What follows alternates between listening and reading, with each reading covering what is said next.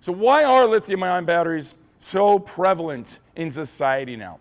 They were invented way back in 1991 by Sony. And I forgot to say this on the first slide, guys. I was supposed to. You notice that my icon is not up there on the top left or on the top right. These are slides that I've taken from either the ATF, Captain Chris Green, Michael Abraham of the ATF, Todd Smith. There's a lot of other people, Sean Thompson, and we all work together on this. So I want to make sure I give credit to those gentlemen as they've been going through this path as well. So they let me use these slides to this, so it's not all my PowerPoint, right? But these batteries, they were invented by 1991 by Sony for the good old Walkman. And they are now becoming the workhorse of the industry because you can reconfigure those cells, the cylindrical cells, into different shapes, into different sizes. The 18650 that's getting passed around right now is not the only lithium-ion battery cylindrical cell out there. They have 2740s, they have a whole wide range of sizes. And when you look at it, it just comes on down to it. The diameter is 18 millimeters wide, and then the height is 65 millimeters tall. That's all. That's where the numbers come from.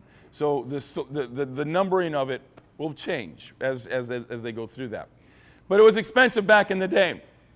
It got a little bit cheaper with more energy density back in 2001, and even up to today, a few years ago, we're getting less than $1 to manufacture, and we're having a ton of capacity in this. And they continue to test and research more and more and more.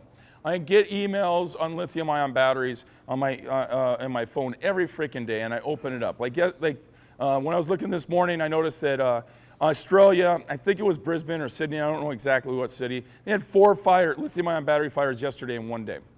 I'm able to take a look at things like that. This stuff is, you see some of these updates, and they're talking about new technologies, new electrolytes, new metals, sodium ion, different electrolytes, all this other stuff. It's an evolving technology, and the engineers are working feverishly to try to find and extract even more energy density out of this. So we're going to continue to see it come. My DeWalt battery that we have passing around, that came from the Spokane lithium-ion battery town hall and the battery burns that we got. We'll talk more about that Home Depot event later. But I have Milwaukee at home. My fire department ended up jumping onto Milwaukee, and after working with those Milwaukee tools on my fire engine, is like, I'm getting these for home. I'm getting rid of my Ryobi's, I'm going to Milwaukee. Anybody got Milwaukee tools on any of their rigs or anywhere at home? You guys got the chainsaws at all? Not yet? You're what? Yeah. And we got the chainsaw. The circ saw is amazing for cutting through. Like I sit there and think about it. I cut through a hood of a car on car fires. I used to use the steel chainsaw, 2-stroke. I'd have to pull that thing out like 4 times as it was getting smoked out because it needs air. The lithium-ion circ saw didn't need it. One cut, done. It was amazing. It was amazing. We got the chainsaw. It's got this tiny little bar on it. It's like, okay, ha, ha, ha. Firefighters with this big strapping firefighters with this tiny little chainsaw. We put a Fisher-Price sticker on it. It's a toy. Then we ended up doing a structural collapse drill in a subterranean area. You can't run a chainsaw down in a basement. They started firing that thing off. It's 0 to 100. That is a leg eviscerator to no end. We ripped off that Fisher-Price sticker after. It's like, man, that's no joke. So these Milwaukee tools, and it's not just Milwaukee, right? It's all the other tools and all the other brands. If it's good, it's going to be really expensive. Man, I got to pay $67 for this freaking 5 watt-hour battery. That is a lot of money. There are better batteries that Milwaukee has. They're up to $240.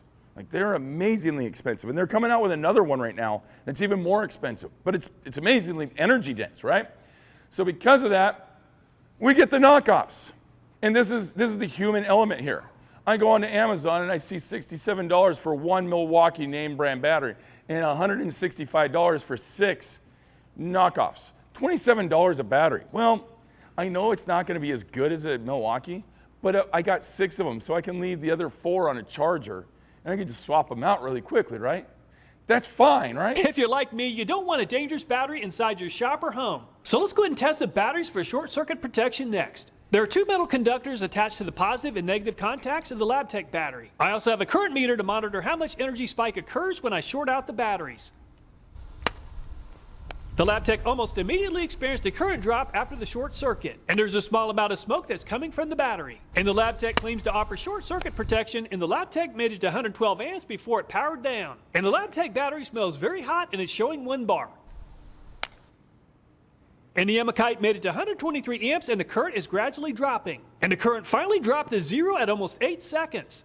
Definitely not a safe battery in my opinion. And the Amakite is smoking pretty badly, not good.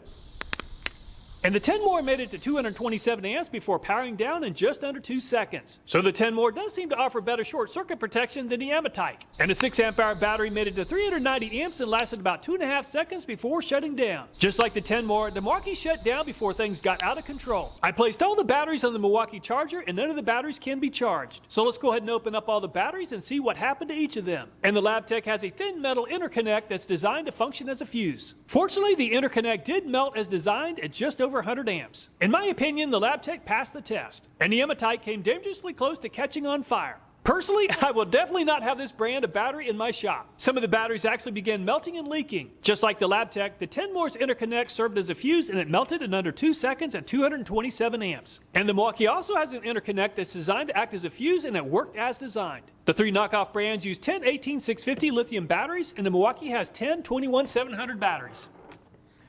So you get what you pay for. It's not just based on energy density. It's about safety. It's about the BMS. It's about all the other items within the battery.